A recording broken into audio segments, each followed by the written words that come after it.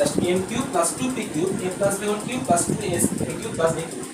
এটা সূত্র করা দিয়েছে আর এটা জাস্ট গুণ করে দিয়েছি। গুণ করে দেওয়ার পর a কিউব আর 2a কিউব 3a কিউব হয় a 3a স্কয়ার b তার 3ab square plus a cube b cube আর 2b কিউব 3b কিউব হয়। ওকে, এখান থেকে 3 কমন নিয়েছি আর এটা চলে আসলো। এখন এখান থেকে দুইটা থাকে, দুইটা কমন নিব।